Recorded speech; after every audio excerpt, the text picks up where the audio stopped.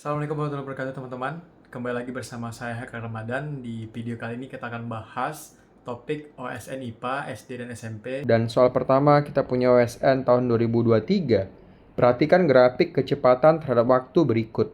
Kecepatan benda pada detik ke-8 adalah, teman-teman, kita bisa tahu di sini ada grafik sumbu X-nya adalah waktu dan sumbu Y-nya adalah kecepatan. Kita lihat pada saat T sama dengan 0 di sini, maka kecepatannya sama dengan 2 meter per second ya. Maka saat T sama dengan 0, V-nya itu sama dengan 2 meter per second. Berikutnya, saat T sama dengan 10 second, kecepatannya sama dengan 22 meter per second. Nah, sekarang kita lihat ya penambahan dari 2 meter per second hingga 22 meter per second. Nah, di sini kita bisa tahu bahwa penambahannya itu 22 dikurang dengan 2 sama dengan 20 meter per second. Jadi, kecepatan itu berubah sebesar 20 meter per second. Berikutnya, waktunya dari mana? Dari 10 second dikurang 0 second sama dengan 10 second.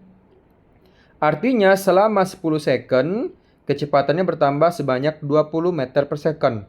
Kalau kita cari saat 1 second atau tiap 1 second gitu ya, tiap 1 second itu sama dengan 20 dibagi dengan 10. Atau sama dengan 2 meter per second kuadrat. Artinya, setiap waktu atau setiap 1 second, kecepatan bertambah sebesar 2 meter per second. Kalau misalkan kita ditanya, berapa kecepatan pada saat 8 second, kita bisa lihat di sini, saat 10 second, kecepatannya itu 22. Artinya kalau dia 8 second, maka waktunya berkurang sebanyak 2, gitu ya. Maka kira-kira di sini. Artinya kita bisa tahu bahwa kecepatan pada saat 8 second itu sama dengan, misalkan kita tulis di sini, kecepatan saat T sama dengan 8 second itu sama dengan kecepatan saat 10 second dikurang dengan kecepatan 2 second ya. 2 second gitu ya. Penambahan 2 second. Nah, kecepatan pada saat 10 second itu adalah 22 meter per second. Karena itu bertambah 2 meter per second setiap detik, maka di sini kita bisa tahu bahwa pengurangannya itu adalah 4. Karena 8 ke 10 itu bedanya 2 second, maka kita kurangkan dengan 4 meter per second. Maka kita bisa dapatkan di sini 22 dikurang 4 sama dengan 18 meter per second. Jawabannya adalah jawaban yang B. Teman-teman bisa juga menggunakan rumus ya dalam menyelesaikan soal seperti ini. Nah, pertama kita bisa dapatkan bahwa percepatannya 2 meter per second, maka kecepatan saat 8 second kita bisa gunakan rumus seperti ini. Bahwa VT sama dengan V0 ditambah dengan AT. VT-nya yang kita cari, V0-nya adalah 2 meter per second saat titik 0. Ditambah dengan percepatannya 2 meter per second dikali dengan 8. Maka kita dapatkan 2 ditambah 16 sama dengan 18 meter per second. Nah, jawabannya sama. Tinggal teman-teman pilih mana yang memudahkan teman-teman untuk mendapatkan jawabannya. Berikutnya kita punya soal OSN tahun 2023. Perhatikan gambar sistem katrol berikut.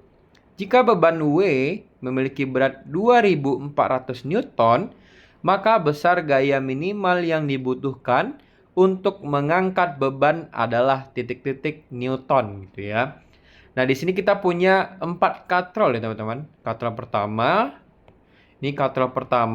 ini katrol kedua, katrol ketiga, dan katrol keempat. Baru ada beban di sini ya, yang mana bebannya adalah W dengan berat 2400 Newton. Kita ingin cari berapa gaya minimal. Karena kita punya 4 katrol di sini, gitu ya, 4 katrol, maka gaya minimal hingga benda ini mulai keangkat, gitu ya, itu sama dengan F, itu sama dengan W dibagi dengan 4. karena ada 4 katrol di sini, gitu ya. Maka kita bisa dapatkan 2400 bagi dengan 4. Nah, ini sama-sama bagi 2, ini 1200, ini 2, sama-sama bagi 2, ini 600, atau sama dengan 600 Newton. Jawabannya adalah B. Teman, kita lanjutkan di soal berikutnya. Ini soal OSN tahun 2023. Perhatikan sistem roda-roda berikut ini.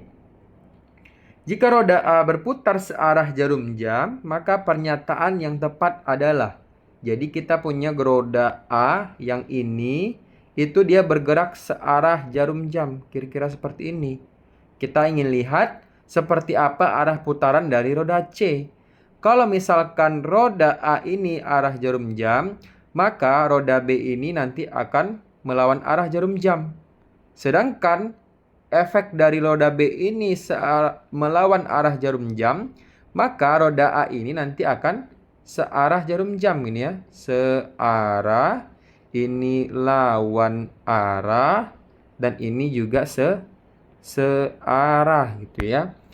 Kalau misalkan roda C itu searah, otomatis panah ini nanti akan menunjuk angka 2.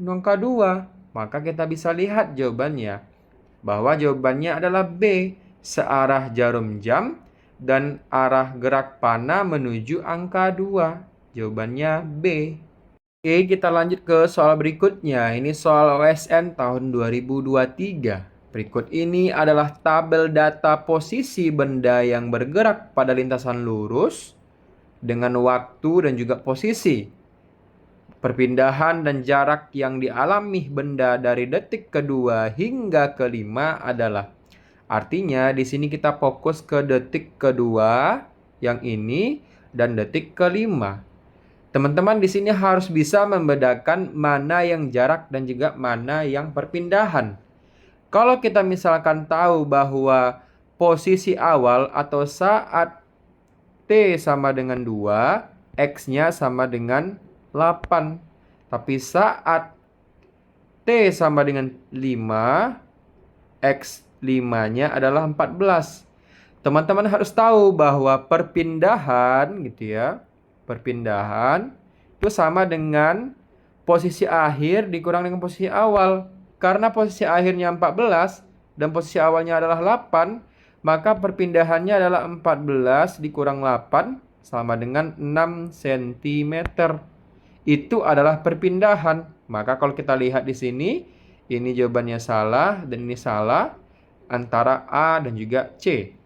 Berikutnya kita ingin cari jarak, teman-teman. Jarak itu adalah total lintasan gitu ya. Total lintasan. Jadi setiap detik kita harus tahu dia bergerak berapa lintasan atau berapa jarak yang ditempuh gitu ya. Saat 2 ke 3 dia menempuh jarak sejauh 4 cm. Saat 3 ke 4 dia menempuh jarak 2 cm. Berikutnya saat 4 ke 5 dia menempuh jarak 4 cm. Otomatis jaraknya itu adalah 4 cm ditambah 2 cm ditambah 4 cm dan itu sama dengan 10 cm. Maka jawabannya adalah jawaban yang A, 6 cm untuk perpindahan dan 10 cm untuk jarak. Dan kita punya soal kedua. Maksudnya soal berikutnya, soal OSN tahun 2023. Dua kereta membawa beberapa jenis benda seperti pada gambar berikut. Jika kedua kereta mengalami percepatan yang sama, maka pernyataan yang tepat mengenai massa benda adalah. Dalam kasus ini kita punya kereta pertama dan kereta kedua.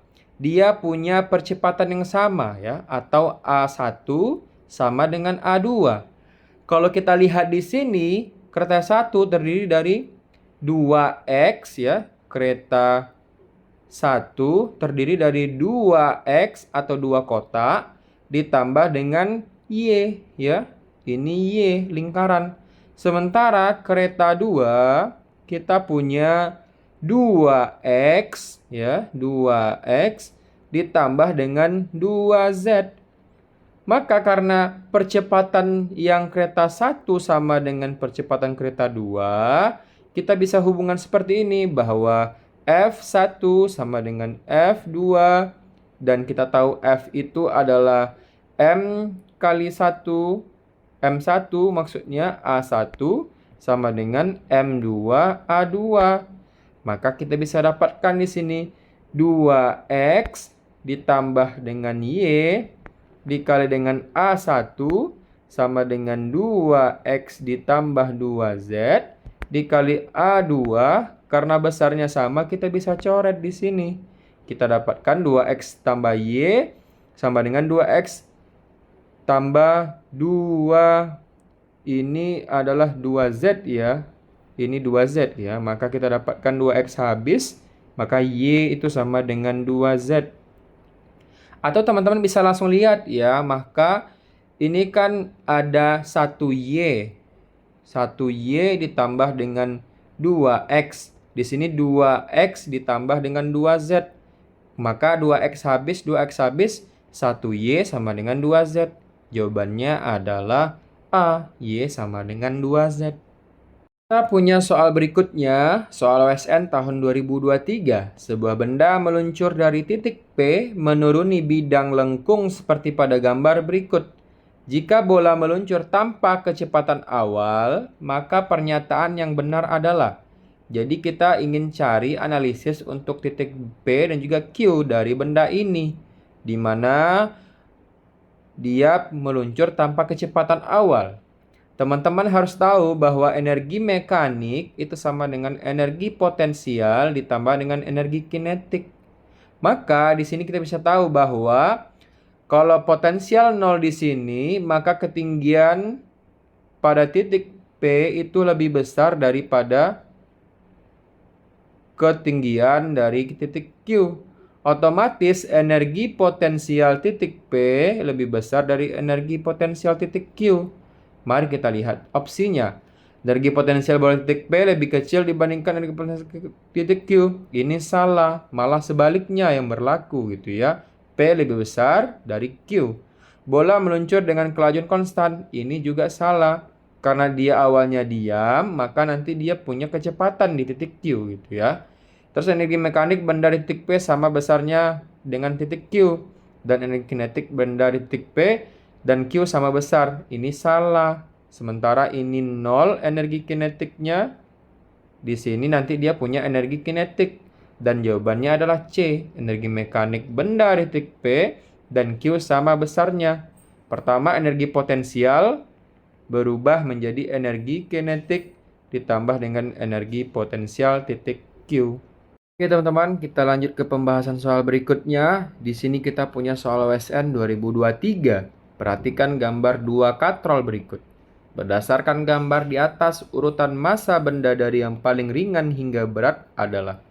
Kita punya katrol pertama, ini katrol 1, ini katrol 2. Kita lihat katrol 1, ini artinya, ini kan ada dua buah persegi dan segitiga, dua persegi dan ada bulatan atau lingkaran. Maka yang paling berat itu adalah lingkaran ya. Dan itu adalah benda 1 lebih berat dari benda 3. Gitu ya. Itu katrol pertama. Katrol kedua terlihat bahwa benda yang ini terdiri dari lingkaran dan segitiga. Dan ini adalah lingkaran dan persegi. Maka segitiga itu lebih berat gitu ya. Di mana segitiga itu adalah benda 3 lebih berat dari benda 2 karena ini adalah persegi. Maka yang paling ringan itu adalah benda 2 gitu ya. K2, terus berikutnya 3, berikutnya 1. Jawabannya adalah B. Benda 2, benda 3 dan benda 1. Urutan dari yang ringan hingga yang berat. Kita punya soal OSN tahun 2021. Perhatikan gambar berikut. Kira-kira gambar jungkat-jungkit seperti ini ya. Andi, Budi, dan Caca bermain jungkat-jungkit. Massa mereka berturut-turut 60 kg, 45 kg, dan 30 kg. Jika jarak antara bangku adalah 1 meter dan panjang papan 4 meter, di manakah mereka harus duduk agar jungkar-jungkit seimbang? Posisi Andi, posisi Budi, dan posisi Caca. Maka bisa kita lihat di sini ya. Kita langsung ke opsinya. Karena berat dari Bu Andi ya, Andi itu beratnya adalah 60 kg ya. Terus berat dari Budi itu adalah 45 kg. Sementara berat dari Caca itu sama dengan 30 kg. Maka kita bisa tahu bahwa jarak dari setiap bangku ini 1 meter. Ini juga 1 meter. Ini juga 1 meter. Ini juga 1 meter. Maka kita bisa cek ya setiap opsi ya. Di sini kita punya kasus yang pertama itu adalah 1, 2, dan 3. Artinya Andi 1, Budi 2, Caca 3. Kita hitung ya. Berarti Andi di sini maka 60. Kalau jarak 1 ke titik tumpu itu adalah 2, maka 60 kali 2 sama dengan 120. Itu yang sebelah kiri gitu ya. Sementara saat Caca di titik 2, maka Caca juga berada di kiri gitu ya. Dan itu beratnya adalah 30 dikali dengan 1 sama dengan 30. Ini juga kiri. Karena yang posisi maksudnya ini Caca yang kiri. Dan untuk 3 itu adalah posisi dari ini maksudnya posisi Budi ya. Ini Budi berarti ini 45. Ini 45 kali 1. Sementara ini hasilnya adalah 45. Oke, 45. Dan untuk Caca itu beratnya adalah 30 kali dengan 1 sama dengan 30 kanan. Maka kalau kita lihat ini akan lebih berat ke kiri. Jawabannya ini salah. Berikutnya 1, 2, dan 4. 1 untuk Andi berarti 60 dikali 2 masih 120 kiri. Berikutnya 2 untuk Caca, ini masih juga beratnya nggak seimbang ya. Karena 4 untuk Caca itu 4 kali 3 120. Sementara penjumlahannya saja 165 ya, maka tidak akan seimbang. Berikutnya 1, 3, 4. 1 Andi itu adalah 120 kiri. Dan 3 untuk si Budi, maka di sini kira-kira ya Budi. Berat Budi adalah 45 dikali 1 sama dengan 45 dikali dengan untuk posisi Caca 30 kali dengan jaraknya 2 sama dengan 60. Ini juga belum seimbang. Total untuk kiri adalah 120, kanan adalah 105. Maka ini jawaban salah. Jawabannya adalah D, 143. Artinya Andi nanti totalnya 120 yang kiri, dan yang kanan nanti totalnya posisi 4 untuk Budi, maka 2 kali 45 sama dengan 90. Ditambah dengan 30 kali 1 sama dengan 120. Maka kiri 120, kanan juga 120. Sehingga yang seimbang adalah 143. Kita punya soal OSN tahun 2023. Perhatikan gambar berikut. Ibu menyapu lantai rumah. Agar kerja yang dilakukan menghasilkan sapuan lebih kuat dengan gaya yang sama, maka posisi tangan yang tepat adalah. Jadi kita akan lihat posisi tangan yang tepat untuk menghasilkan sapuan yang lebih kuat. Yang menghasilkan sapuan yang lebih kuat, jarak antara titik tumpu dan titik gayanya itu harus paling besar. Kalau di sini 1 dan 2 jaraknya 1, ini kurang pas. 1, 4 itu jaraknya paling jauh, dan ini jawabannya. Sementara ini cuma 1, ini juga 1. Maka jawabannya adalah jawaban yang B.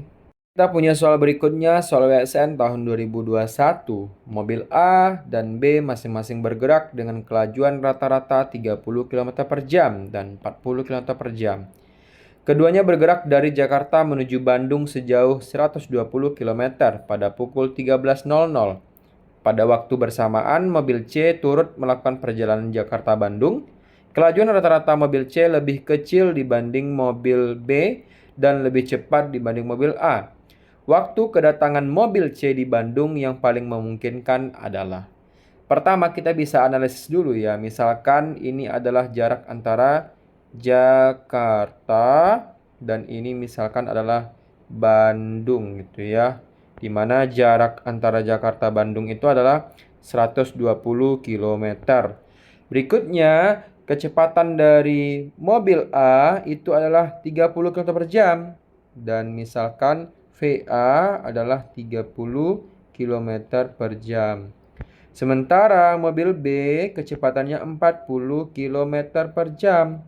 Di sini kita bisa tahu berapa waktu yang dibutuhkan mobil A, yaitu TA sama dengan 120 km bagi dengan 30 km per jam. Ini 0 habis, ini jadinya 4. Maka adalah 4 jam. Artinya mobil A membutuhkan waktu 4 jam dari Jakarta ke Bandung. Dan kalau misalkan berangkat 3.00, maka dia sampai pukul 17.00 untuk mobil A, gitu ya. Kalau misalkan mobil B, kita bisa tuliskan di sini TB sama dengan 120 km dibagi dengan 40 km per jam. 0 habis, 12 bagi 4, 3. Atau sama dengan 3 jam. Kalau misalkan dia berangkat 13.00, maka dia akan sampai pukul 16.00. Maka di sini disampaikan bahwa kelajuan mobil C lebih kecil dibanding B, gitu ya. Berarti PC kecil dari PB lebih besar dari lebih cepat dibandingkan PA.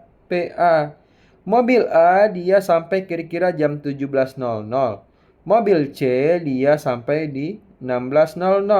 Maka maksudnya mobil B ya.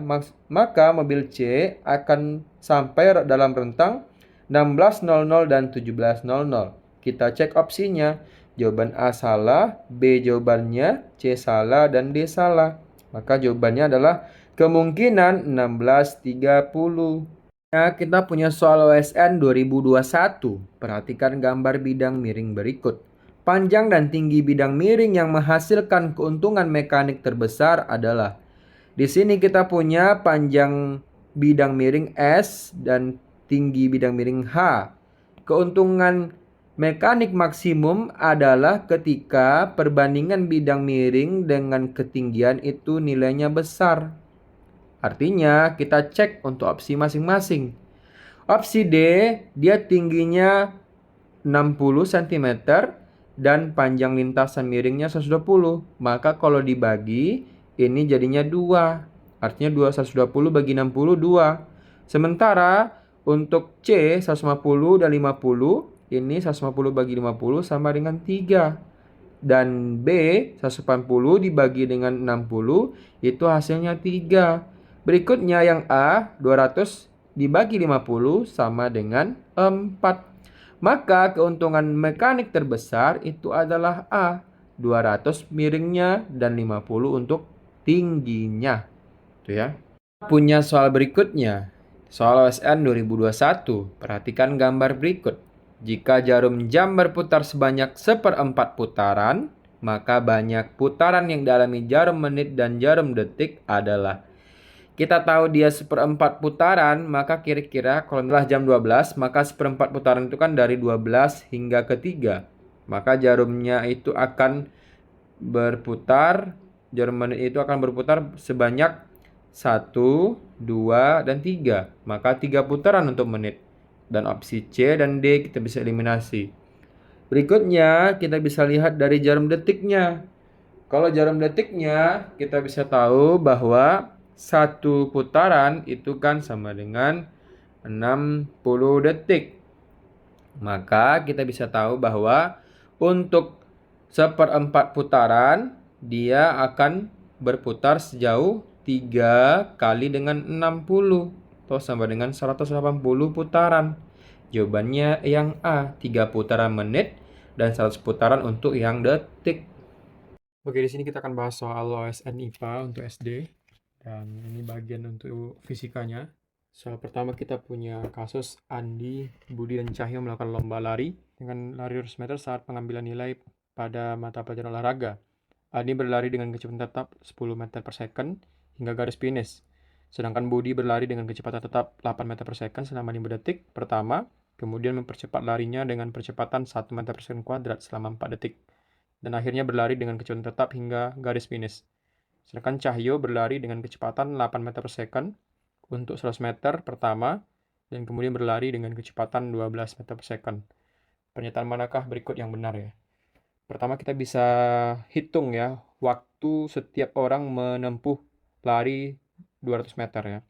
Pertama, Andi dia berlari dengan kecepatan tetap 10 meter per second sehingga waktu yang dibutuhkan Andi untuk mencapai 200 meter itu sama dengan T Andi itu sama dengan jaraknya itu dibagi dengan kecepatan ya.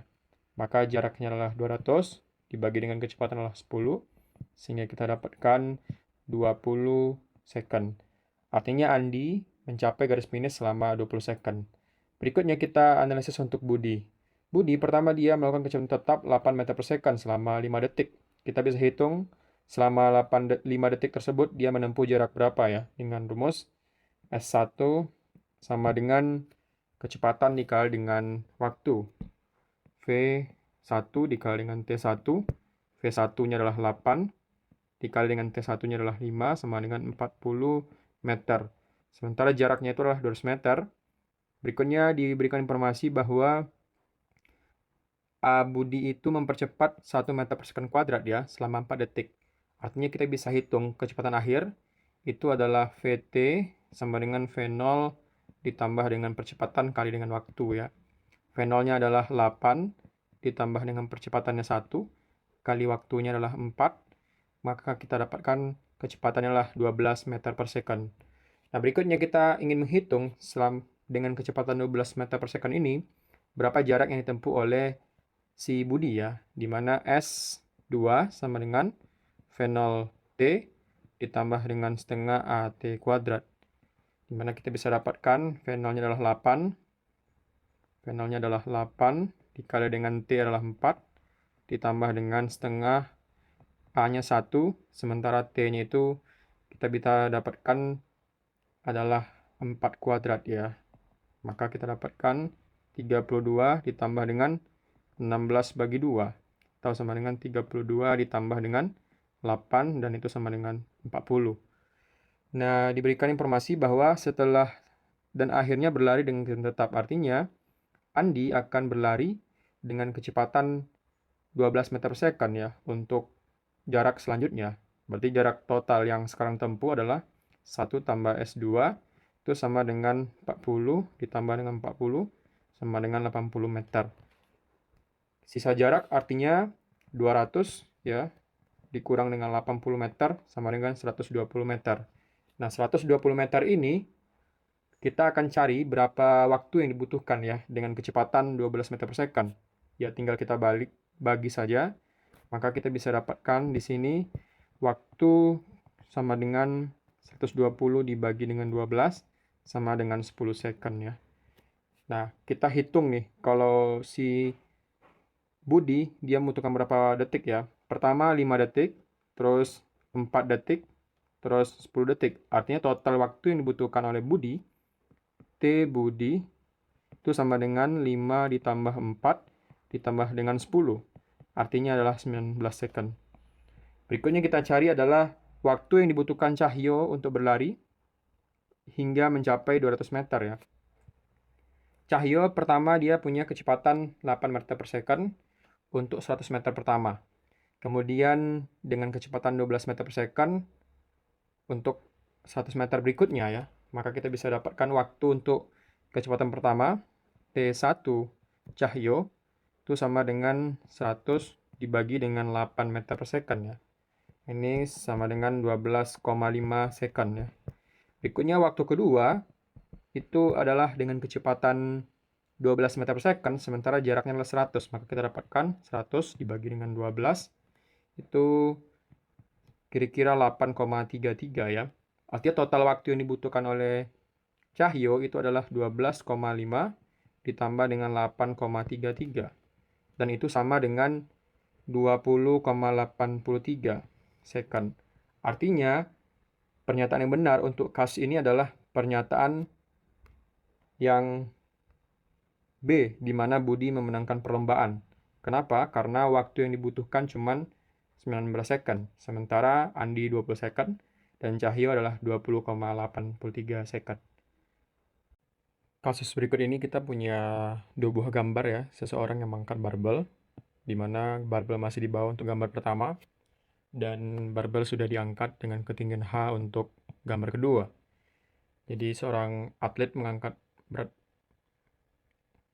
agak berat mengangkat beban gitu ya, seperti ditunjukkan pada gambar pada posisi 1 dan posisi kedua. Jadi kita analisis perbandingan energi saat kondisi 1 dan kondisi kedua. Untuk menganalisis energi pada kondisi kedua, kita bisa gunakan energi potensial ya. Untuk gambar pertama, ketinggian dari barbel tersebut mendekati 0, sehingga energi potensial lebih kecil dibandingkan dengan gambar kedua. Karena gambar kedua, ketinggian beban terhadap pusat massa gravitasi itu ketinggiannya H, otomatis energi potensial akan lebih besar pada kondisi kedua. Sehingga jawaban yang tepat untuk kasus ini adalah jawaban yang C, di mana energi keadaan 1 lebih kecil dari energi keadaan 2. Oke, kita lanjut ke soal berikutnya.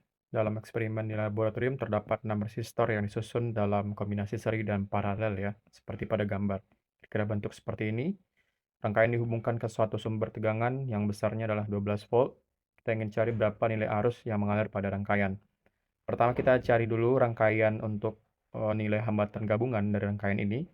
Pertama kita tahu bahwa 1 untuk 1, 2, dan 1 ini merupakan rangkaian seri, sehingga rangkaian resistor penggantinya kita bisa hitung bahwa RS1 itu sama dengan 1 ditambah 2 ditambah 1, itu sama dengan 4 ohm. Berikutnya kita tahu bahwa nantinya pengganti ini itu paralel dengan 4 ohm, sehingga kita bisa cari yang penggantinya adalah pengganti sama dengan 1/4 ditambah 1/4 itu sama dengan 2/4 ya, atau RP-nya sama dengan 2. Nah, di sini nanti kita bisa tahu bahwa rangkaian atau hambatan penggantinya itulah 2 ohm, sehingga 2 ohm ini seri dengan 2 ohm dan juga 2 ohm ini, maka rangkaian atau hambatan totalnya gitu ya, itu sama dengan 2 ditambah 2 ditambah 2, itu sama dengan 6 ohm. Nah, ketika kita sudah mendapatkan nilai dari hambatan total, terus di sini tegangannya sudah kita peroleh juga, maka arus itu merupakan perbandingan dari tegangan dibagi dengan hambatannya. Maka arus itu sama dengan 12 dibagi dengan 6, atau sama dengan 2 ampere. Jawaban yang tepat adalah jawaban yang D. Berikutnya kita punya kasus terkait dengan suhu dan juga kalor ya, di mana Raihan sedang melakukan pengukuran suhu menggunakan termometer skala Celcius dan skala X. Berikut ini adalah hasil pengukuran yang diperoleh oleh Raihan. Berdasarkan data tersebut, titik beku dan titik didih skala X adalah, dari informasi kita dapatkan bahwa ketika Celciusnya 20, skala X-nya juga 20 ya. Dan ketika Celciusnya adalah 40, skala X-nya adalah 60. Pertama kita bisa gunakan asumsi hubungan linear ya. Ketika kita misalkan X itu kan sama dengan A dikali dengan Celcius ditambah dengan B. Maka untuk 20, misalkan di sini hasil dari X-nya 20 itu sama dengan A dikali dengan 20 ditambah dengan B. Berikutnya untuk 60 sama dengan A dikali dengan 40 Celciusnya ditambah dengan B. Nah, dari kedua buah persamaan linear dua variabel ini, kita bisa cari berapa A dan B-nya. Pertama, kita bisa kurangi kedua persamaan ini, sehingga B akan hilang. Dan kita dapatkan ini min 40. Min 40 itu sama dengan min 20A ya. Sehingga A itu sama dengan min habis 40 dibagi dengan 20 atau sama dengan 2. Nah, ketika A sama dengan 2, kita bisa ambil salah satu persamaan di atas ya. Misalkan kita ambil persamaan pertama, maka 20 sama dengan 2 dikali dengan 20 ditambah dengan B. Atau di sini kita bisa dapatkan 20 dikurang dengan 40 sama dengan B, atau B sama dengan min 20 ya. Nah, maka persamaan linear hubungan antara skala Celsius dan juga skala X itu adalah X sama dengan 2 kali Celsius dikurang dengan 20 ya, karena B-nya adalah negatif 20. Maka pada saat titik beku, artinya Celsius sama dengan 0, kita tahu bahwa X-nya nanti itu sama dengan min 20 derajat X ya. Maka jawabannya itu antara C dengan D. Opsi A dan opsi B itu salah. Berikutnya saat dia titik didih, artinya C itu sama dengan 100. Kita dapatkan X itu sama dengan 2 kali 100 dikurang 20, atau sama dengan 200 kurang 20, itu sama dengan 180 derajat X. Jawaban tepat adalah jawaban yang C untuk kasus ini. Berikutnya, Andi dan Budi adalah saudara kembar petualang yang suka menjelajah. Suatu hari mereka memutuskan untuk menjelajah sebuah gua misterius di pegunungan. Saat mereka semakin masuk ke dalam gua, mereka mendengar suara tetesan air dan desis lembut kelelawar yang bergema. Untuk menguji gema, Andi berteriak halo. Suaranya memantul dari dinding gua dan kembali setelah 2 detik. Penasaran dengan ukuran gua, Sally bertanya-tanya seberapa jauh dinding yang menyebabkan gema tersebut. Mereka berdua tahu bahwa kecepatan suara di dalam gua kira-kira 343 meter per second. Seberapa jauh gua dari Andi dan Budi. Nah, untuk mencari seberapa jauh gua dari Andi dan juga Budi, kita bisa menggunakan konsep dari rumus jarak ya. Di mana jarak itu kan sama dengan kecepatan dibagi dengan waktu ya. Di sini diketahui bahwa kecepatan suara itu adalah 343 meter per second dan waktu suara itu kembali ya, memantul dari dinding gua dan kembali setelah 2 detik. Artinya inilah waktu dari suara itu memantul dan kembali lagi. Maka kita bisa tuliskan di sini kecepatannya 343, terus dikali dengan 2, dibagi dengan waktunya adalah 2. Kenapa kali 2? Ini 2 menyatakan waktu saat pergi dan juga waktu saat pulang ya, maka 2 kalinya. Dan kita bisa dapatkan di sini nilai dari jaraknya itu adalah, ini kita bisa eliminasi, yaitu 343 meter. Jawaban tepat adalah jawaban yang B.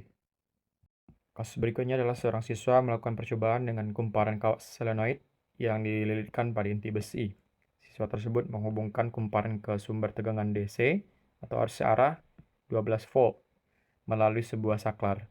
Ketika saklar ditutup, arus mulai mengalir melalui kumparan dan menghasilkan medan magnet di sekitar inti besi.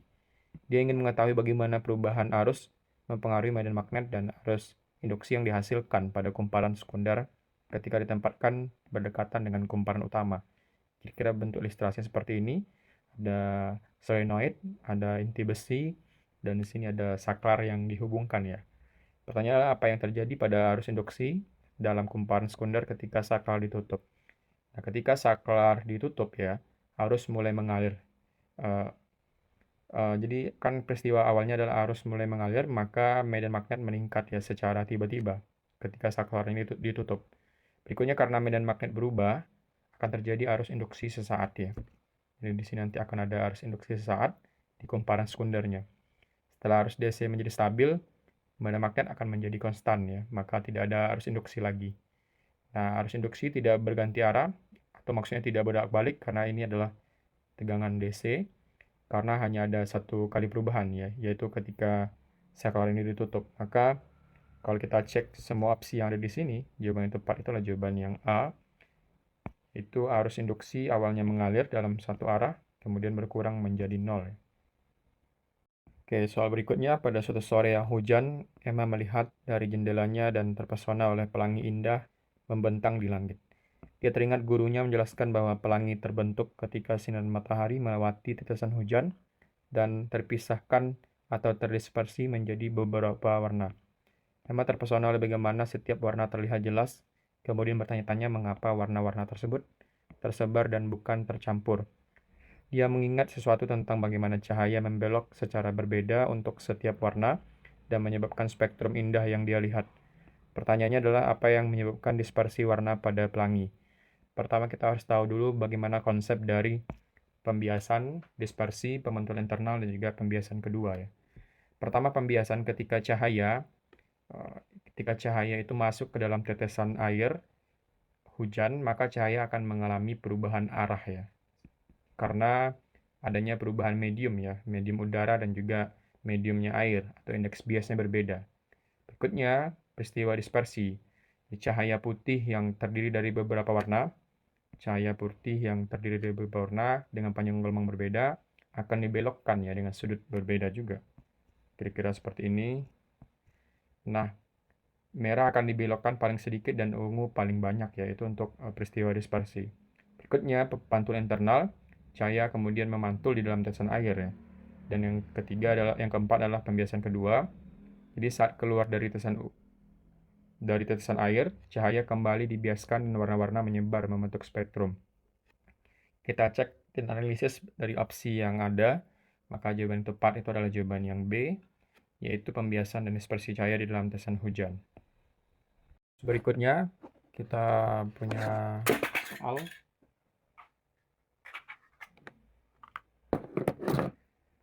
Di mana Desi memiliki 3 buah wadah P, Q, dan R ya, berisi air dengan volume yang sama. Air pada ketiga wadah memiliki suhu yang berbeda-beda. Kemudian Desi mencampurkan air dengan jumlah yang sama tiap wadah dan mencatat suhu kesetimbangan yang dicapai. Berikut ini adalah data-data yang diperoleh oleh Desi. Pertama, campuran dari air pada wadah P dan Q itu suhu kesetimbangannya adalah 20 derajat Celcius. Dan campuran P dan R, suhu kesetimbangannya adalah 25 derajat Celcius. Berikutnya campuran antara Q dan R, suhu kesetimbangannya adalah 15 derajat Celcius. Nah, berdasarkan data tersebut, urutan air yang suhu tertinggi hingga terendah berasal dari wadah. Pertama, kita bisa analisis bahwa persamaan pertama yaitu percampuran antara wadah P dan Q. Berarti kita bisa tulis P ditambah Q itu sama dengan 20 derajat Celcius. Berikutnya, kita bisa dapatkan P dan R. Berarti P ditambah dengan R itu sama dengan 25 derajat Celcius. Dan Q dan R, Q ditambah dengan R itu sama dengan 15 derajat Celcius. Nah, karena volume campuran sama ya, diberikan informasi dari soal, maka suhu campuran dari dua buah wadah ini itu sama dengan rata-rata dari dua suhu tersebut ya. Maka kita bisa dapatkan rumusan ini bahwa suhu dari TP ditambah suhu dari Q dibagi 2 sama dengan 20 Celcius. Atau kita bisa dapatkan TP ditambah dengan TQ itu sama dengan 40 ya. Berikutnya, untuk persamaan kedua, TP ditambah dengan TR, ini T ya, TP ditambah TR dibagi 2 sama dengan 25 derajat Celcius.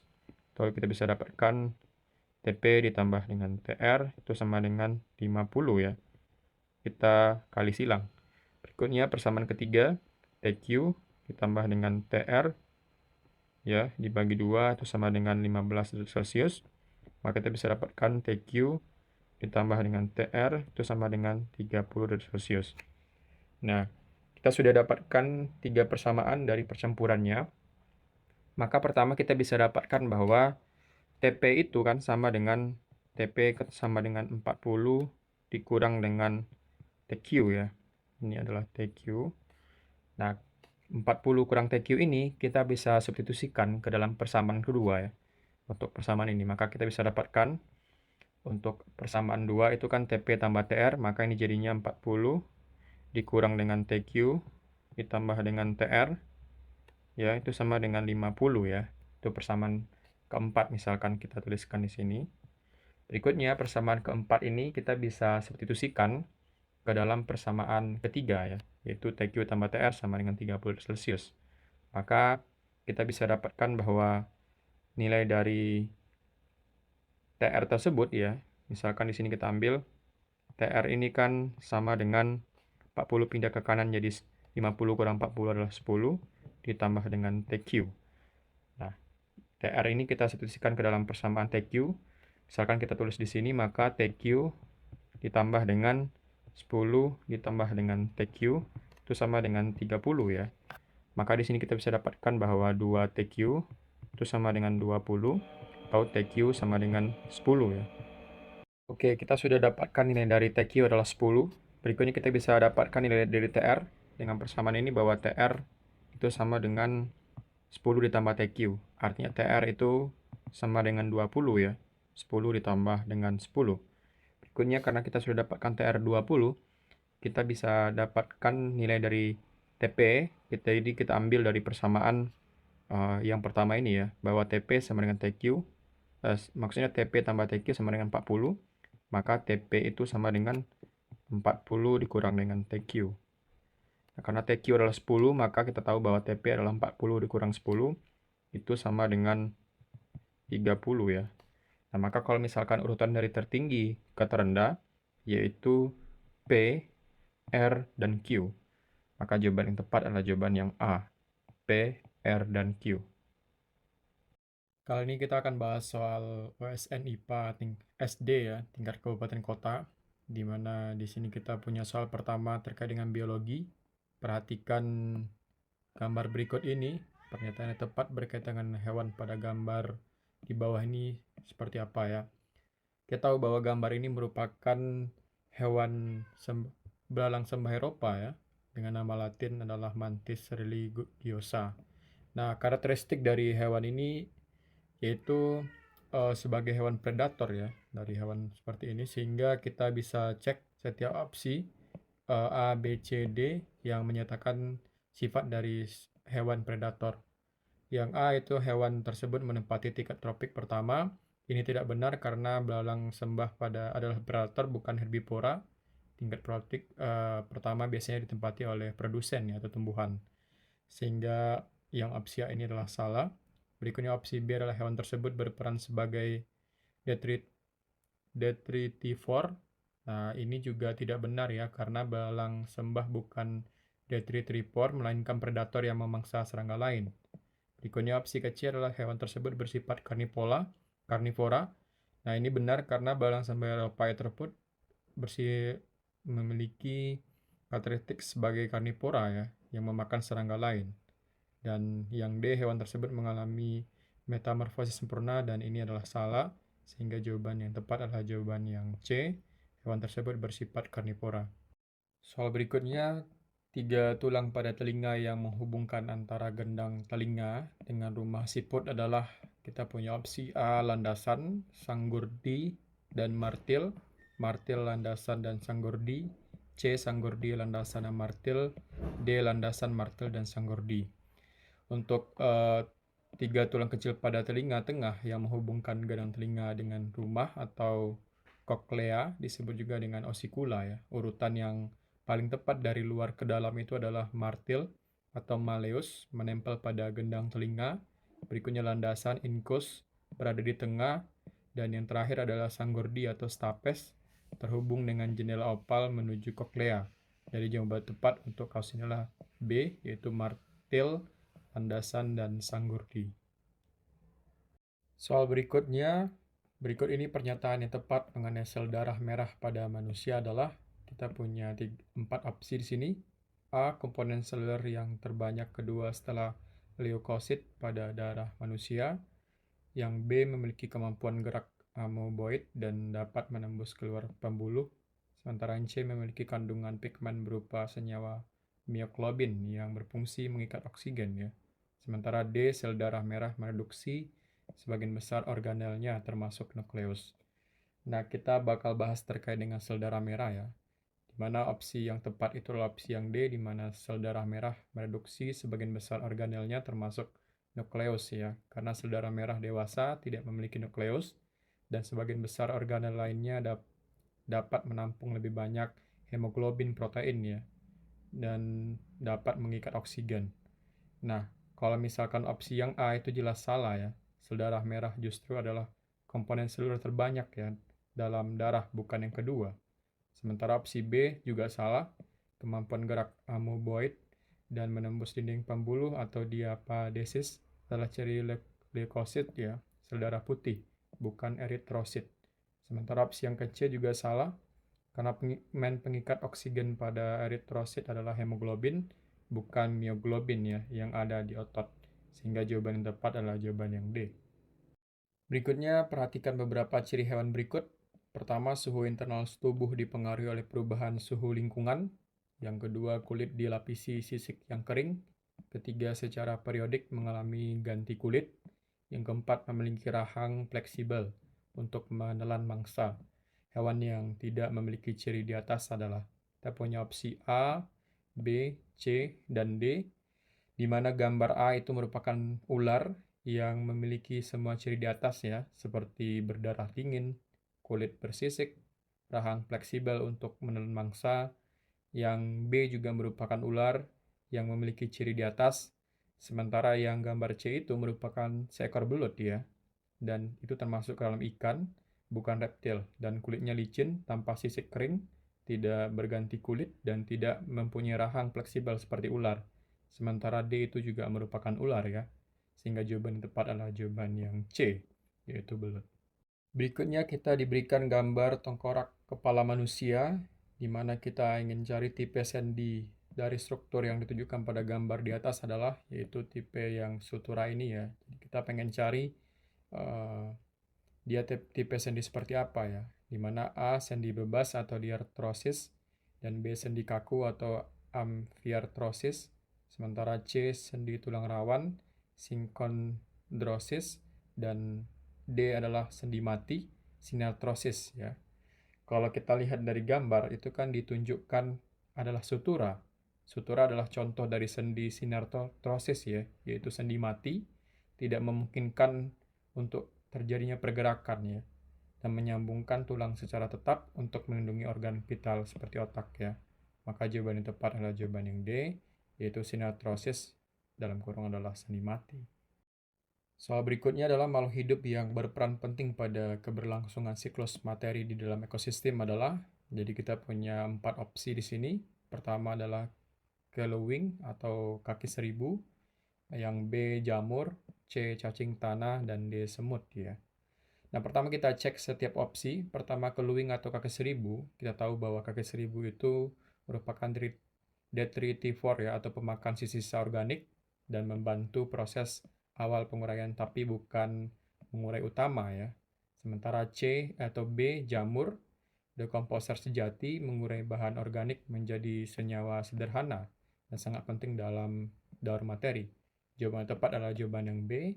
Sementara kalau kita lihat opsi C, cacing tanah, itu mirip dengan kaki seribu ya, detritivore juga, mempercepat pelapukan bahan organik, membantu dekomposer tapi bukan pengurai utama. Dan yang C, bukan dekomposer, lebih berperan sebagai predator atau pemakan sisa makanan, tidak penting dalam daur materi. Jawaban tepat adalah jawaban yang B, yaitu adalah jamur. Berikutnya, tumbuhan yang memiliki bunga tidak mungkin masuk ke dalam kelompok ya. Jadi kita pengen cek di sini ada 4. Yang pertama Gymnospermae, Angiospermae, Monocotyl, dan Dicotyl ya.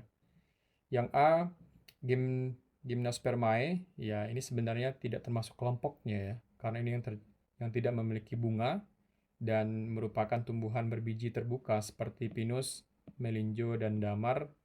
Mereka tidak memiliki bunga sejati, melainkan menghasilkan strobisus atau runjung ya sebagai alat reproduksi. Sementara Angiospermae, Monocotyl, Dicotyl itu jelas punya bunga ya, sehingga opsi yang tepat untuk kasus ini adalah jawaban yang A, Gymnospermae. Berikutnya terkait dengan klasifikasi ya, di mana dua organisme yang mempunyai kesamaan genus memiliki kemungkinan berikut ya. Opsi A adalah kelas yang sama, ordo yang berbeda. Yang B, kelas yang berbeda, spesies yang sama. C, ordo yang sama, spesies yang berbeda. Sementara D adalah ordo yang berbeda, spesies yang sama. Kalau kita lihat taksonomi dalam biologi, memiliki urutan hierarki itu dimulai dari kingdom, phylum, kelas, ordo, famili, genus, dan spesies ya.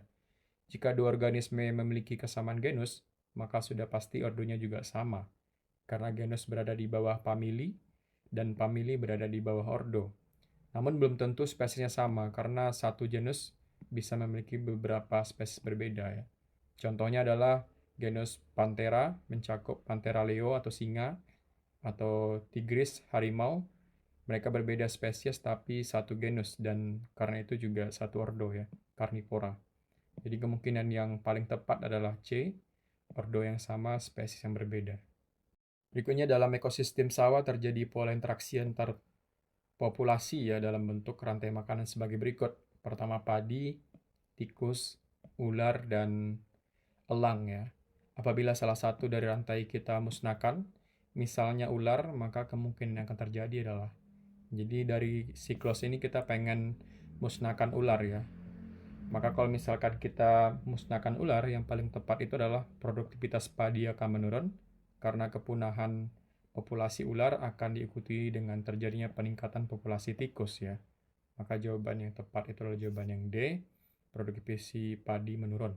Sementara yang A, B, C ini jawaban yang salah ya. Tidak mungkin produksi padi itu meningkat karena tikus akan banyak memakan padi ya. Begitu juga untuk yang B dan C.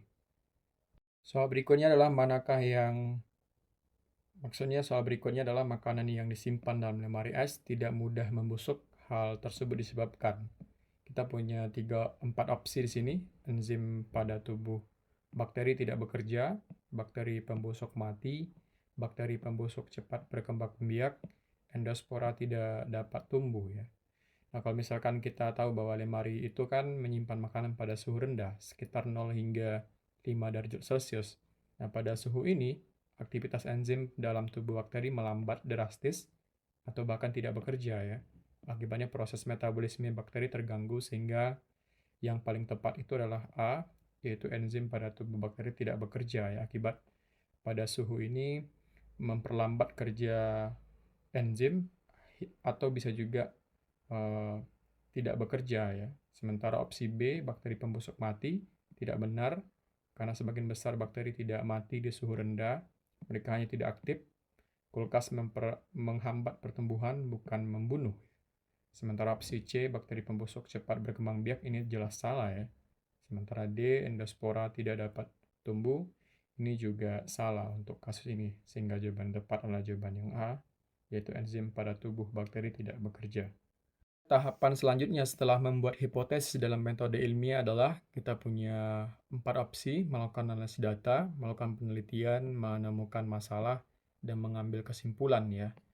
Kita tahu bahwa dalam metode ilmiah itu kan merupakan langkah-langkah sistematis dalam melakukan penelitian atau eksperimen ilmiah ya. Yang urutan yang benar itu pertama adalah mengamati fenomena, merumuskan masalah, membuat hipotesis ya atau dugaan sementara. Berikutnya melakukan penelitian atau eksperimen untuk menguji hipotesis, menganalisis data, menarik kesimpulan, dan publikasi hasil eksperimen ataupun hasil penelitian ya. Nah, kalau misalkan ditanya setelah hipotesis dibuat, langkah selanjutnya adalah menguji hipotesis tersebut melalui penelitian atau eksperimen ya. Sehingga jawaban yang tepat adalah jawaban yang B, yaitu melakukan penelitian atau menguji hipotesis. Berikutnya pernyataan yang tidak tepat berkaitan dengan perbandingan gigi ya dari anak yang dimiliki dengan gigi pada ayah ya. Pertama adalah jumlah gigi seri sama dengan banyaknya dengan gigi seri ayah, sementara jumlah gigi geraham ayah lebih banyak dari geraham anaknya.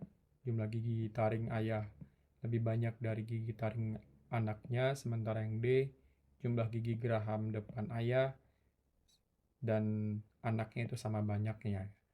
Kita bakal lihat dulu untuk orang dewasa dan juga untuk anak-anak struktur gigi seperti apa ya. Untuk gigi susu atau anak-anak total giginya itu adalah 20 gigi ya. Gigi seri ada 8, 4 atas 4 bawah. Sementara gigi taring itu ada 4, 2 atas 2 bawah. Dan geraham 8, tidak ada geraham belakang permanen seperti orang dewasa. Sementara kalau untuk orang dewasa, total giginya itu adalah 32 gigi, dengan jumlah seri itu adalah 8, maka jumlahnya sama dengan jumlah gigi seri untuk anak-anak, dan taringnya juga 4, yang juga sama nilainya dengan jumlah gigi taring anak-anak ya. Sementara gigi geraham lebih banyak, termasuk geraham bungsu atau molars. Sehingga pernyataan yang tidak tepat itu adalah pernyataan yang C, jumlah gigi taring ayah lebih banyak dari gigi taring anaknya. Yang benar itu adalah jumlah gigi taring ayah dan anaknya itu sama banyaknya ya, yaitu adalah 4 buah gigi taring. Kali ini kita akan bahas soal OSN IPA SD ya, tingkat kabupaten kota, di mana di sini kita punya soal pertama terkait dengan biologi. Perhatikan gambar berikut ini, pernyataan yang tepat berkaitan dengan hewan pada gambar di bawah ini seperti apa ya. Kita tahu bahwa gambar ini merupakan hewan belalang sembah Eropa ya, dengan nama latin adalah Mantis religiosa. Nah, karakteristik dari hewan ini yaitu sebagai hewan predator ya dari hewan seperti ini, sehingga kita bisa cek setiap opsi A, B, C, D yang menyatakan sifat dari hewan predator. Yang A itu hewan tersebut menempati tingkat tropik pertama. Ini tidak benar karena belalang sembah adalah predator bukan herbivora. Tingkat tropik pertama biasanya ditempati oleh produsen ya, atau tumbuhan. Sehingga yang opsi A ini adalah salah. Berikutnya opsi B adalah hewan tersebut berperan sebagai detritivore. Nah, ini juga tidak benar ya, karena belalang sembah bukan detritivore, melainkan predator yang memangsa serangga lain. Berikutnya opsi kecil adalah hewan tersebut bersifat karnivora. Nah, ini benar karena belalang sembah Eropa tersebut memiliki karakteristik sebagai karnivora ya, yang memakan serangga lain. Dan yang D, hewan tersebut mengalami metamorfosis sempurna, dan ini adalah salah, sehingga jawaban yang tepat adalah jawaban yang C, hewan tersebut bersifat karnivora. Soal berikutnya, 3 tulang pada telinga yang menghubungkan antara gendang telinga dengan rumah siput adalah, kita punya opsi A, landasan, sanggurdi, dan martil. Martil, landasan, dan sanggurdi. C, sanggurdi, landasan, dan martil. D, landasan, martil, dan sanggurdi. Untuk 3 tulang kecil pada telinga tengah yang menghubungkan gendang telinga dengan rumah atau koklea, disebut juga dengan osikula ya. Urutan yang paling tepat dari luar ke dalam itu adalah martil atau malleus, menempel pada gendang telinga. Berikutnya landasan incus, berada di tengah. Dan yang terakhir adalah sanggurdi atau stapes, terhubung dengan jendela opal menuju koklea. Jadi jawaban tepat untuk kasus inilah B, yaitu martil, landasan, dan sanggurdi. Soal berikutnya, berikut ini pernyataan yang tepat mengenai sel darah merah pada manusia adalah, kita punya 4 opsi di sini. A, komponen seluler yang terbanyak kedua setelah leukosit pada darah manusia. Yang B, memiliki kemampuan gerak amoeboid dan dapat menembus keluar pembuluh. Sementara yang C, memiliki kandungan pigmen berupa senyawa mioglobin yang berfungsi mengikat oksigen ya. Sementara D, sel darah merah mereduksi sebagian besar organelnya termasuk nukleus. Nah, kita bakal bahas terkait dengan sel darah merah ya. Di mana opsi yang tepat itu adalah opsi yang D, di mana sel darah merah mereduksi sebagian besar organelnya termasuk nukleus ya. Karena sel darah merah dewasa tidak memiliki nukleus, dan sebagian besar organel lainnya dapat menampung lebih banyak hemoglobin protein ya, dan dapat mengikat oksigen. Nah, kalau misalkan opsi yang A itu jelas salah ya. Sel darah merah justru adalah komponen seluler terbanyak ya dalam darah, bukan yang kedua. Sementara opsi B juga salah. Kemampuan gerak amoeboid dan menembus dinding pembuluh atau diapadesis adalah ciri leukosit ya, sel darah putih, bukan eritrosit. Sementara opsi yang kecil juga salah, karena pigmen pengikat oksigen pada eritrosit adalah hemoglobin, bukan mioglobin ya, yang ada di otot. Sehingga jawaban yang tepat adalah jawaban yang D. Berikutnya, perhatikan beberapa ciri hewan berikut. Pertama, suhu internal tubuh dipengaruhi oleh perubahan suhu lingkungan. Yang kedua, kulit dilapisi sisik yang kering. Ketiga, secara periodik mengalami ganti kulit. Yang keempat, memiliki rahang fleksibel untuk menelan mangsa. Hewan yang tidak memiliki ciri di atas adalah, kita punya opsi A, B, C, dan D, di mana gambar A itu merupakan ular yang memiliki semua ciri di atas ya, seperti berdarah dingin, kulit bersisik, rahang fleksibel untuk menelan mangsa. Yang B juga merupakan ular yang memiliki ciri di atas, sementara yang gambar C itu merupakan seekor belut ya, dan itu termasuk ke dalam ikan, bukan reptil, dan kulitnya licin tanpa sisik kering, tidak berganti kulit, dan tidak mempunyai rahang fleksibel seperti ular. Sementara D itu juga merupakan ular ya, sehingga jawaban yang tepat adalah jawaban yang C, yaitu belut.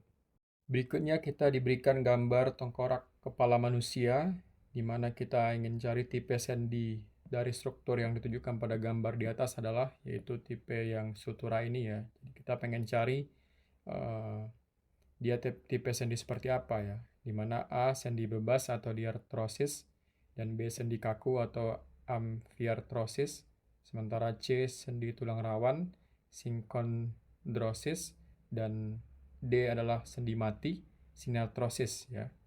Kalau kita lihat dari gambar itu kan ditunjukkan adalah sutura. Sutura adalah contoh dari sendi sinartrosis ya, yaitu sendi mati, tidak memungkinkan untuk terjadinya pergerakan ya, dan menyambungkan tulang secara tetap untuk melindungi organ vital seperti otak ya. Maka jawaban yang tepat adalah jawaban yang D, yaitu sinartrosis dalam kurung adalah sendi mati. Soal berikutnya adalah makhluk hidup yang berperan penting pada keberlangsungan siklus materi di dalam ekosistem adalah, jadi kita punya 4 opsi di sini. Pertama adalah kelewing atau kaki seribu, yang B jamur, C cacing tanah, dan D semut ya. Nah, pertama kita cek setiap opsi. Pertama kelewing atau kaki seribu, kita tahu bahwa kaki seribu itu merupakan detritivore ya, atau pemakan sisa-sisa organik dan membantu proses awal penguraian tapi bukan pengurai utama ya. Sementara C atau B jamur, dekomposer sejati, mengurai bahan organik menjadi senyawa sederhana dan sangat penting dalam daur materi. Jawaban yang tepat adalah jawaban yang B. Sementara kalau kita lihat opsi C, cacing tanah, itu mirip dengan kaki seribu ya, detritivore juga, mempercepat pelapukan bahan organik, membantu dekomposer tapi bukan pengurai utama. Dan yang C, bukan dekomposer, lebih berperan sebagai predator atau pemakan sisa makanan, tidak penting dalam daur materi. Jawaban tepat adalah jawaban yang B, yaitu adalah jamur. Berikutnya, tumbuhan yang memiliki bunga tidak mungkin masuk ke dalam kelompok ya. Jadi kita pengen cek di sini ada 4. Yang pertama Gymnospermae, Angiospermae, Monocotyl, dan Dicotyl ya. Yang A, Gymnospermae, ya ini sebenarnya tidak termasuk kelompoknya ya, karena ini yang tidak memiliki bunga dan merupakan tumbuhan berbiji terbuka seperti pinus, melinjo, dan damar. Mereka tidak memiliki bunga sejati, melainkan menghasilkan strobisus atau runjung ya sebagai alat reproduksi. Sementara Angiospermae, Monocotyl, Dicotyl itu jelas punya bunga ya, sehingga opsi yang tepat untuk kasus ini adalah jawaban yang A, Gymnospermae. Berikutnya terkait dengan klasifikasi ya, di mana dua organisme yang mempunyai kesamaan genus memiliki kemungkinan berikut ya. Opsi A adalah kelas yang sama, ordo yang berbeda. Yang B, kelas yang berbeda, spesies yang sama. C, ordo yang sama, spesies yang berbeda. Sementara D adalah ordo yang berbeda, spesies yang sama. Kalau kita lihat taksonomi dalam biologi, memiliki urutan hierarki itu dimulai dari kingdom, phylum, kelas, ordo, famili, genus, dan spesies ya. Jika dua organisme memiliki kesamaan genus, maka sudah pasti ordonya juga sama. Karena genus berada di bawah famili, dan famili berada di bawah ordo. Namun belum tentu spesiesnya sama, karena satu genus bisa memiliki beberapa spesies berbeda ya. Contohnya adalah genus Panthera mencakup Panthera leo atau singa, atau tigris harimau. Mereka berbeda spesies tapi satu genus, dan karena itu juga satu ordo ya, Carnivora. Jadi kemungkinan yang paling tepat adalah C, ordo yang sama, spesies yang berbeda. Berikutnya, dalam ekosistem sawah terjadi pola interaksi antar populasi ya dalam bentuk rantai makanan sebagai berikut. Pertama padi, tikus, ular, dan elang ya. Apabila salah satu dari rantai kita musnahkan, misalnya ular, maka kemungkinan yang akan terjadi adalah, jadi dari siklus ini kita pengen musnahkan ular ya. Maka kalau misalkan kita musnahkan ular, yang paling tepat itu adalah produktivitas padi akan menurun karena kepunahan populasi ular akan diikuti dengan terjadinya peningkatan populasi tikus ya. Maka jawaban yang tepat itu adalah jawaban yang D, produktivisi padi menurun. Sementara yang A, B, C ini jawaban yang salah ya. Tidak mungkin produksi padi itu meningkat karena tikus akan banyak memakan padi ya. Begitu juga untuk yang B dan C. Soal berikutnya adalah makanan yang disimpan dalam lemari es tidak mudah membusuk. Hal tersebut disebabkan kita punya 4 opsi di sini. Enzim pada tubuh bakteri tidak bekerja, bakteri pembusuk mati, bakteri pembusuk cepat berkembang biak, endospora tidak dapat tumbuh ya. Nah, kalau misalkan kita tahu bahwa lemari itu kan menyimpan makanan pada suhu rendah, sekitar 0 hingga 5 derajat Celcius. Nah, pada suhu ini, aktivitas enzim dalam tubuh bakteri melambat drastis atau bahkan tidak bekerja ya. Akibatnya proses metabolisme bakteri terganggu sehingga yang paling tepat itu adalah A, yaitu enzim pada tubuh bakteri tidak bekerja ya. Akibat pada suhu ini memperlambat kerja enzim atau bisa juga eh, tidak bekerja ya. Sementara opsi B, bakteri pembusuk mati, tidak benar karena sebagian besar bakteri tidak mati di suhu rendah, mereka hanya tidak aktif. Kulkas menghambat pertumbuhan, bukan membunuh. Sementara opsi C, bakteri pembusuk cepat berkembang biak, ini jelas salah ya. Sementara D, endospora tidak dapat tumbuh, ini juga salah untuk kasus ini. Sehingga jawaban tepat adalah jawaban yang A, yaitu enzim pada tubuh bakteri tidak bekerja. Tahapan selanjutnya setelah membuat hipotesis dalam metode ilmiah adalah kita punya 4 opsi: melakukan analisis data, melakukan penelitian, menemukan masalah, dan mengambil kesimpulan ya. Kita tahu bahwa dalam metode ilmiah itu kan merupakan langkah-langkah sistematis dalam melakukan penelitian atau eksperimen ilmiah ya. Yang urutan yang benar itu pertama adalah mengamati fenomena, merumuskan masalah, membuat hipotesis ya atau dugaan sementara. Berikutnya melakukan penelitian atau eksperimen untuk menguji hipotesis, menganalisis data, menarik kesimpulan, dan publikasi hasil eksperimen ataupun hasil penelitian ya. Nah, kalau misalkan ditanya setelah hipotesis dibuat, langkah selanjutnya adalah menguji hipotesis tersebut melalui penelitian atau eksperimen ya. Sehingga jawaban yang tepat adalah jawaban yang B, yaitu melakukan penelitian atau menguji hipotesis. Berikutnya pernyataan yang tidak tepat berkaitan dengan perbandingan gigi ya dari anak yang dimiliki dengan gigi pada ayah ya. Pertama adalah jumlah gigi seri sama dengan banyaknya dengan gigi seri ayah, sementara jumlah gigi geraham ayah lebih banyak dari geraham anaknya.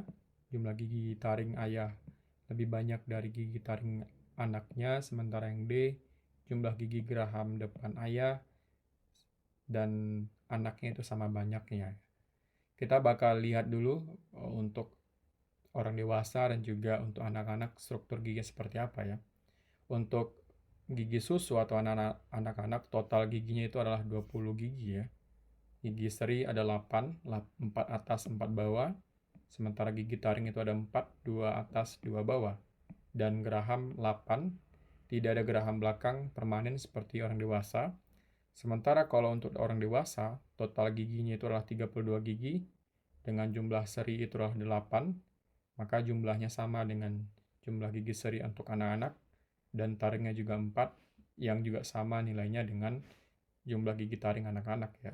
Sementara gigi geraham lebih banyak, termasuk geraham bungsu atau molars. Sehingga pernyataan yang tidak tepat itu adalah pernyataan yang C, jumlah gigi taring ayah lebih banyak dari gigi taring anaknya. Yang benar itu adalah jumlah gigi taring ayah dan anaknya itu sama banyaknya ya, yaitu adalah 4 buah gigi taring.